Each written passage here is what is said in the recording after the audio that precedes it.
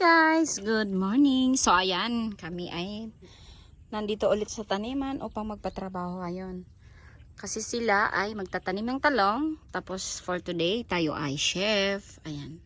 Magluluto tayo ng pansit bato para sa kanilang snacks. Ayan ang ating pansahog na baboy.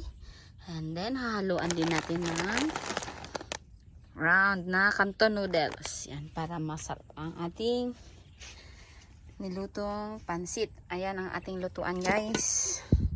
Wala pang apoy. Ganyan lang po, oh. Hihipan lang. Pero sakit yan sa mata. Ayan na. Tsaka, ang pansahog ko ay itong pechay and then sibuyas bawang. Ayan, diba? Simple lang. Wala nang iba. Ganyan lang po. So tara at umpisahan na natin, guys, ang ating pagluto. Lagyan ng mantika ang kawali. Next ay bawang.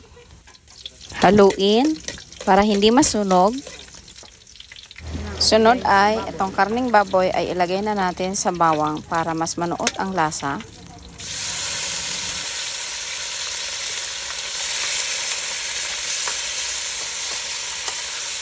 Siyempre, pagkatapos natin ilagay ang karne, haluin mo siya para mas maluto ng maayos. Ayan! Golden brown ang ating baboy. Lagyan ng toyo para mas malasa ang sabaw. Haluin. Oops! Mahuhulog pa. Lagyan ng tubig depende sa dami ng iyong pansit. Kapag kumulo na, ilagay na ang pansit bato. Talagay nyo, guys, ng pansit, haluin nyo lang ito para hindi namumuo ang iyong pansit bato. Yan. Sa pansit bato, pwede rin pala itong haluan ng bihon or pansit canton.